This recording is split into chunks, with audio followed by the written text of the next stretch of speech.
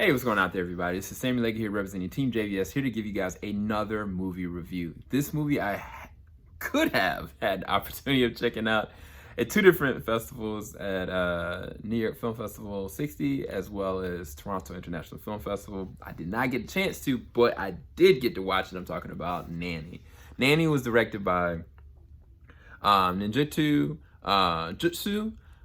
This is starring Anna Dupe, Michelle Monaghan, Cinque Walls, Morgan Spector, and a slew of other amazing actors. Now, the backdrop of this is Anna Dupe played the role of Ashia. Ashia is kind of new to New York, and she's taken up a job as being a nanny. And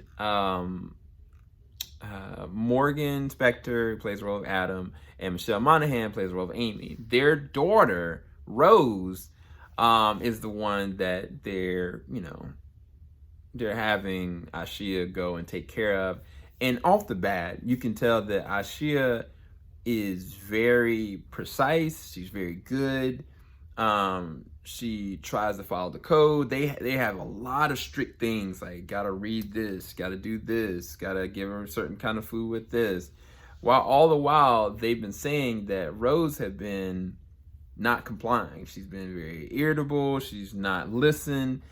And one of the things that's very fascinating about this film is that you can tell off base that things aren't right, not just in their home, but also with Aisha. Aisha, you find out, has a son named Lamine. Lamine is still overseas, and she's trying to build a life for him there, which is very understandable. Later on in the same exact building, she meets the person named Malik, that's played by Cinque Walls' character. Malik, you find out, has a kid of his own and has a mom. And you come to find out that everybody's dealing with some form of mental health processing. For Malik, it was, I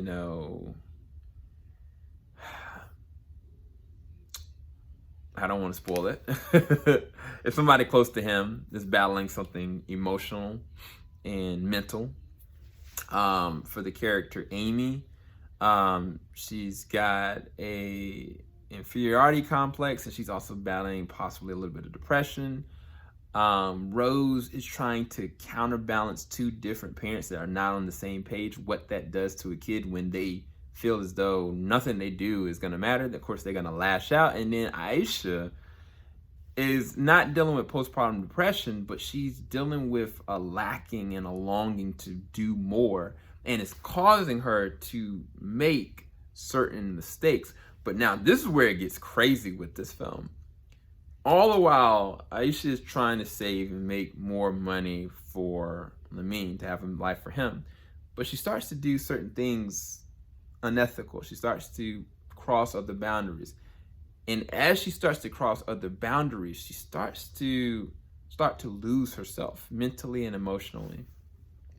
And she starts seeing things in her dreams, as she sleeps, around other people, around the kid. And it starts to have her do things that she normally wouldn't do. Now, this is where the movie gets crazy. You have to decide at a certain point, is there something going on mentally and emotionally? Yes, that's the absolute truth. But the other thing you have to decide on, is there supernatural things at work that are happening?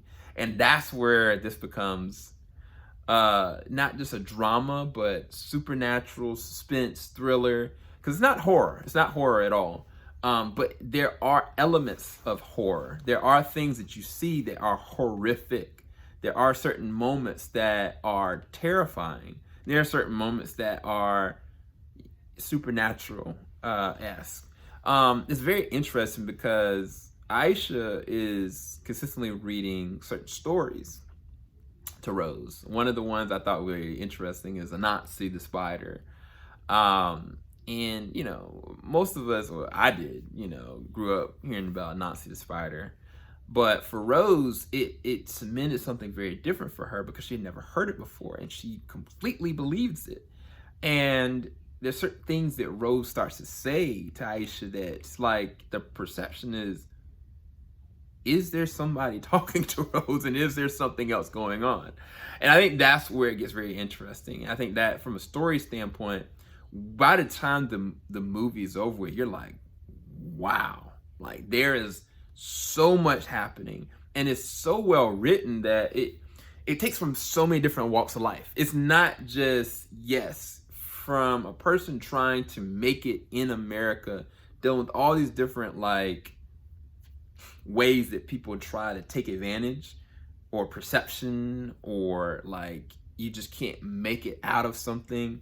Like Alicia is the opposite of that. She's gonna do whatever it takes to get past that, to her own detriment at times.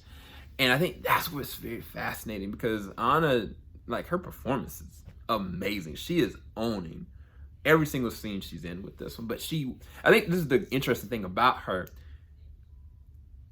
She compliments everybody. Like she compliments all the other actors she's interacting with, whether she's harsh to them, whether she's loving to them, whether she's, kind of lost in the space with them. Like there's a moment with Aisha and Adam that happens like at a dinner table. And it's a simple line of communication, but it's like there's so many things happening that you're noticing. And it really to me is a compliment to the actors. Like they understand the assignment and the way it was written, but deeper than that, they understand their characters. I want to say so much more. I'm trying to be careful because I don't want to spoil this because I want you guys to go and check it out because I think it's worth checking out. I think Michelle Monaghan does a great performance as Amy because on paper it could kind of look like, who cares about Amy? Like Amy's dealing with this, but no, like Amy's battling a lot of different things as well. Just like even when you think about Rose Decker's, ironically her character's name's Rose, she's doing a lot as well. Like there's a lot of things that are happening around her as a kid, and for her perception, she doesn't know what to do about it. And I think even Sinqua Walls as Malik, a lot of things are happening to him, not because of him. And that puts anybody, you feel like you're kind of helpless. So all you can do is kind of support and suggest. But what does that do to a person? And I think that those different things and different character interactions makes for a very interesting ride. I'd rate this at an 8.5 or 8 out of 10. I definitely recommend you go and check out Nanny. It is not for kids. Please don't let kids see this. This is very dark. There's nudity, there's sexual things that happen, there's terror, there's death. At times there's a little bit of gore. There's don't let kids check this out. But I think there's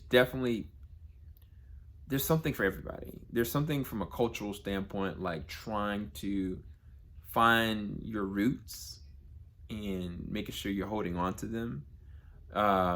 There's trying to make sure you capitalize on a situation without conforming to it or having it conform you to be something you're not.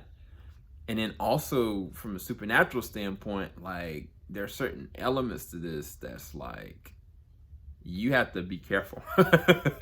But definitely go and check out Nanny. Let me know what you think. Make sure you like, subscribe, hit the bell button. Peace, people.